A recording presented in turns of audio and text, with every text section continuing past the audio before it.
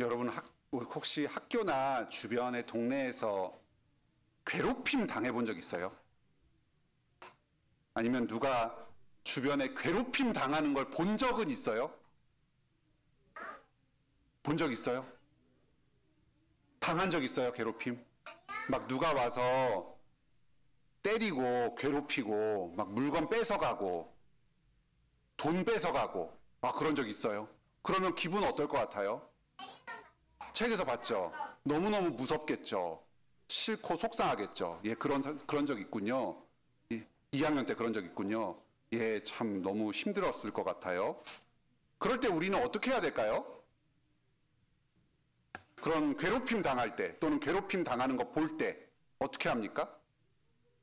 예, 맞습니다. 경찰한테 신고할 수 있죠.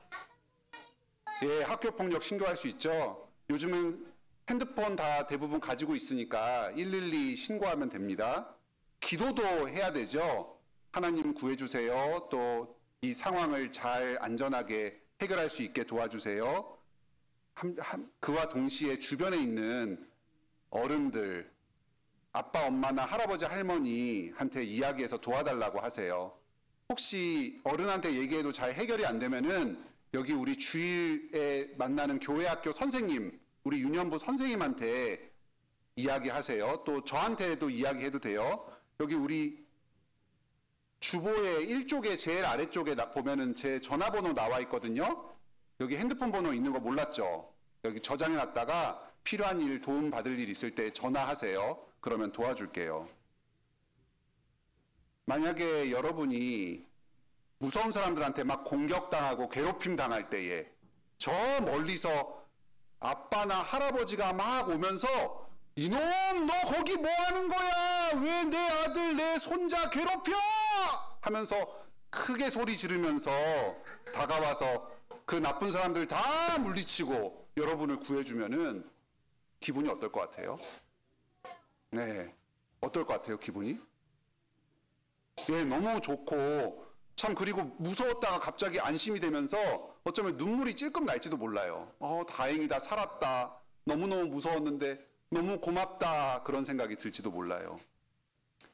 누가 자기 괴롭힐 때 가장 안 좋은 거는요, 혼자서 끙끙대면서 괴로워하고 내 혼자 힘으로 그 문제를 해결하려고 하는 거예요. 그게 안 좋아요. 자기 할 일은 스스로 해야 되고 공부도 스스로 해야 되고 뭐 씻는 거나 옷 입는 거 이런 것도 다 자기가 스스로 해야 되지만 힘센 사람한테 괴롭힘 당하는 거는 스스로 해결하려고 하면 안 돼요. 왜냐하면 괴롭힘을 당한다는 것 자체가 내가 약해서 괴롭힘을 당하는 거잖아요. 근데 내 약한 힘으로 어떻게 힘세고 강한 사람을 이길 수가 있어요. 그럴 때는 바깥에서 도움을 청해야 됩니다. 나보다 더 힘센 사람, 나를 괴롭히는 사람보다 더 힘센 사람한테 도와달라고 해야 돼요. 오늘 성경 내용이 바로 이 점에 대해서 가르쳐주고 있어요. 인생을 살면서 여러분이 점점 나이가 먹어가다 보면은 도저히 내가 어떻게 할 수 없는, 감당할 수 없는 큰 힘을 가진 사람이 나를 이유 없이 괴롭힐 때가 있거든요. 나를 막 못 살게 굴고 뺏어가고 막 내가 안 좋게 되게 만들고 날 공격하고 그럴 때가 있을 수밖에 없어요. 그럴 때 나의 도움은 나 스스로에게서 절대로 오지 않습니다. 왜냐하면 나는 나를 괴롭히는 그 사람보다 약하니까. 내가 아무리 힘을 낸다고 하더라도 그 사람을 이길 수가 없거든요. 그럴 때 나의 바깥에 계신 나보다 더 힘세신 분, 또 그 나쁜 사람보다 더 힘센 하나님을 의지하고 하나님께 도움을 구해야 돼요. 애굽이 성경에 나오죠? 애굽이 요즘 말로 무슨 나라라 그랬죠? 이집트입니다. 그리고 애굽의 바로가 무슨 뜻이라고 했어요? 왕, 이집트 왕의 명칭이라 그랬죠? 그래서 이집트의 왕이 지금 이스라엘 백성들을 지배하면서 못 살게 굴고 있어요. 이스라엘 백성들은 이집트에서 종살이를 하고 있습니다. 노예가 되어서 막 건물 만들고 농사 짓고 그래서 자기가 만든 건물 다 이집트 사람한테 주고 자기가 농사 지어서 만든 그 곡식이랑 과일들 다 이집트 사람한테 바치면서 그렇게 힘들게 살고 있어요. 매도 맞아야 되고요. 또 차별 대우도 당해요. 나는 과학자가 될 거야. 안 돼요. 과학자 못 돼요. 이스라엘 사람들은 과학자 못 돼요. 나는 정치가가 될 거야. 정치가도 못 돼요. 그냥 나라에서 뭐 구청장이나 시장, 뭐 국회의원 이런 거 있잖아요. 대통령 이런 사람들 이스라엘 사람들은 못 됩니다. 그럼 뭐 해야 돼요? 열심히 밭에서 일해가지고 먹을 것 만들어서 애굽 사람, 이집트 사람들한테 갖다 주는 일만 해야 돼요. 그래서 모세가 불쌍한 자기 백성들을 대표해서 이집트 왕 바로한테 나아갔어요. 그래서 이렇게 외칩니다. 이제 우리 이스라엘 사람들을 풀어주세요. 이제 그만 나갈 거예요. 더 이상 종살이 안 할 거예요. 그러면 바로 왕은 뭐라고 그럴 것 같아요? 그래. 그동안 내가 미안했다. 어서 짐 싸서 나가라. 이렇게 할까요? 아니요. 너 지금 무슨 소리 하는 거야? 너 요즘에 편하구나. 빨리 가서 일이나 해. 이렇게 이야기를 하는 거죠. 내 종들이 나한테 풀어달라고 한다고? 그럴 순 없지. 내가 너희를 영원히 종으로 부리겠다. 더 힘껏 일해라. 저들을 매우 쳐라. 그렇게 되는 거죠. 이제 이스라엘은 어떻게 하면 좋을까요? 괴롭힘을 당하고 있는 거거든요. 이집트 사람들한테, 이집트의 바로한테 괴롭힘 당하고 있는 이 이스라엘. 그런데 이 바로는 힘이 너무 세요. 당시에 이집트는 세계의 최강대국, 지금의 미국이나 중국과 같은 아주 크고 힘센 나라였습니다. 그리고 이스라엘은 군대도 없고요, 무기도 없고요, 그냥 사람들만 있었어요. 바로한테는 힘센 군인들, 아주 무서운 무기들, 마차들, 여러 힘센 무기들을 가지고 있었어요. 도저히 힘으로는 이 바로를 물리칠 수가 없었거든요. 그러면 누가 이스라엘을 구원할 수 있어요? 하나님, 예수님, 하나님한테 부르짖었던 거예요. 하나님은 천지를 창조하시고 만물을 다스리시는 분이시거든요. 이 세상에 아무리 힘센 나라라도, 아무리 높은 권력자라도 하나님 앞에서는 아무것도 아니에요. 그냥 한낱 연약한 인간에 불과할 뿐이에요. 우리를 괴롭히고 힘들게 하는 사람은 누구든지 물리쳐 주시고 우리를 구원해 주실 수 있는 힘센 분이 바로 하나님입니다. 출애굽기 성경에 보면 하나님이 이집트를 혼내준 10가지의 재앙 이야기가 나오거든요. 이 재앙이 뭐냐면요, 너 내 말 자꾸 안 들을래? 너 이스라엘 내 사랑하는 백성들 자꾸 안 놔줄래? 그러면 너 혼나봐야겠다. 찰싹! 그게 첫 번째 재앙이에요. 너 근데 계속해도 말 안 들어? 그러면 더 세게 맞아야겠다. 찰싹! 그게 두 번째 재앙이에요. 이거를 10번을 반복한 거예요. 그래서 10가지 재앙이 나오는 거예요. 첫째 재앙은 물을 피로 변하게 했고요. 둘째 재앙은 물속에서 개구리가 나와서 온 집안과 동네와 마을, 침대 위까지 개굴개굴 하면서 올라왔어요.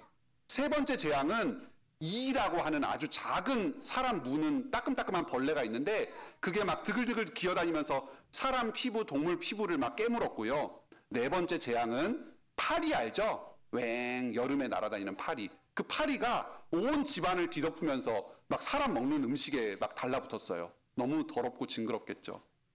다섯 번째 재앙은 가축에게 전염병이 돕니다. 그래서 소가 음메 하고 울다가 갑자기 픽 하고 쓰러져 버리는 거예요.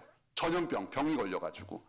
여섯째 재앙은 사람과 짐승한테 심한 종기가 생겨요. 종기는 뭐냐면 피부에 물집이 잡히고 막 피가 흘러나오고 살이 썩어 들어가는 그런 병을 종기라 그러거든요. 그런 병이 사람들, 짐승들한테 옮겨옵니다. 일곱째 재앙은 하늘에서 얼음 조각이 막 떨어져가지고, 그렇죠. 막 그래서 사람이 맞으면 다치기도 하고요. 막 곡식에 피해를 입히기도 하고요. 그런 게 바로 우박입니다. 네. 그렇죠. 우박 맞은 적 있죠. 네, 맞아요. 얼마 전에도 우박 내린 적 있었어요.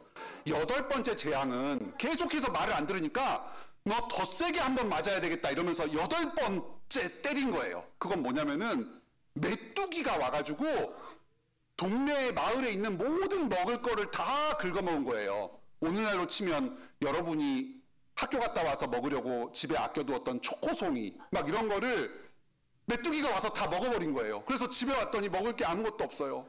엄마 간식 없어요? 그래 하나도 없단다. 메뚜기가 다 와서 먹어버렸단다. 뭐 이렇게 되는 거예요. 9번째 재앙은 갑자기 태양이 가리고 온 하늘과 땅이 다 깜깜해져 버려요. 낮인데 밤 같아요. 지금 갑자기 어두워지는 거예요. 그리고 이제 점점 더 세지죠. 마지막 10번째 재앙이 최고로 강력하고 무서운 재앙이에요. 이 재앙은요, 모든 사람과 가축의 첫 번째로 태어난 아들, 남자가 갑자기 다 죽어버려요. 잠자다가. 여기에 혹시 첫째 남자 자기 누나 있어도 상관없어요. 남자 아니죠? 남자. 첫째 말고 첫째이면서 남자여야 돼요. 예. 아니 여자 말고 남자. 누나 있어도 돼요. 아들 중에서 첫째면 돼요. 그러니까 이 아이들이 갑자기 자고 일어났더니 죽은 거예요. 그게 10번째 재앙이었어요. 너무 무섭죠. 그러니까 남은 부모님이랑 가족들이 막 난리가 난 거예요. 갑자기 자고 일어났더니 첫째 아들이 다 죽어 있으니까 막 울면서 이를 어째 이러면서 다 난리가 났던 거죠. 이렇게 재앙이 10번 반복될수록 점점 세게 때리는 거예요. 하나님이 처음에는 이렇게 그만해 하면서 찰싹 이렇게 때렸는데 나중에는 풀파워로 막 이렇게 막 엄청 세게 때려가지고 막 완전히 사람이 날아갈 지경이 되었어요. 그게 바로 첫째 아들이 죽게 되는 그 재앙이었거든요. 왜 이렇게 재앙을 10번이나 보냈어요? 하나님이 좀 너무 무섭고 지독한 것 아닌가 생각이 들 수도 있는데요. 그 10번의 재앙이 내릴 동안 애굽의 바로는 하나님의 말씀을 듣지 않고 이스라엘 백성들을 계속해서 더 심하게 괴롭혔던 거예요. 여러분도 학교에서 괴롭힘 당할 때 부모님이나 선생님한테 이야기하면은 혹시 그 무서운 애가 보복하는 마음으로 나를 더 많이 괴롭히지 않을까? 그런 게 좀 무서운 생각이 들잖아요. 지금 바로가 그런 보복을 했던 거예요.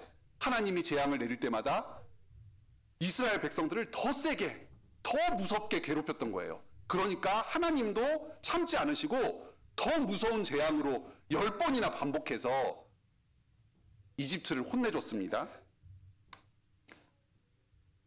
애굽의 10가지 재앙을 보면서 하나님의 심판이 크다는 것은 그만큼 나쁜 사람들의 잘못이 크고 하나님의 백성들이 큰 고통을 당했다는 것을 의미한다는 사실을 기억하길 바라요. 그리고 우리가 꼭 기억할 사실이 있습니다. 이 하나님의 재앙은 이스라엘 백성들에게는 해당되지 않았어요.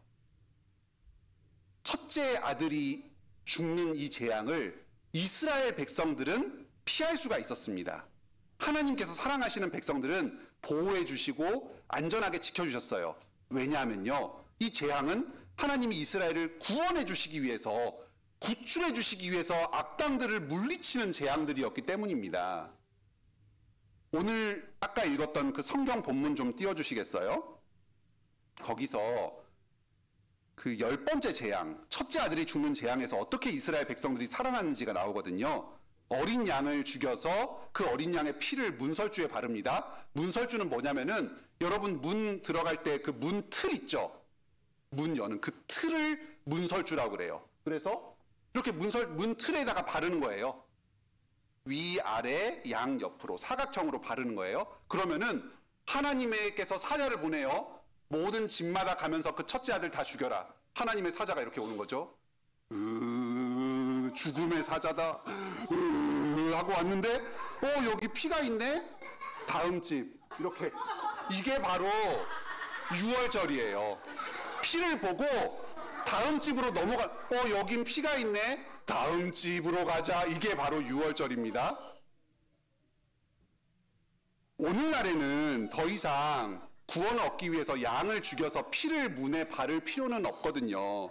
그러면 오늘은 우리가 하나님의 심판으로부터, 그 악한 자로부터 구별되어서 하나님의 구원을 받는 백성이 되는 표시가 무엇일까요? 그 유월절 피와 같은 게 무엇이게요? 혹시 답할 수 있는 사람 있어요? 우리가 무엇으로 구원 얻죠? 그렇죠. 예수님을 믿는 믿음으로 구원을 받아요. 그게 오늘날에는 유월절 피나 마찬가지예요. 우리는 더 이상 양을 죽여서 피를 문 틀에 바르진 않습니다. 하지만 예수님을 믿을 때에 예수님께서 십자가에서 흘리신 피가 영적으로 우리에게 입혀지는 거예요. 우리가 그 피를 바르는 거예요.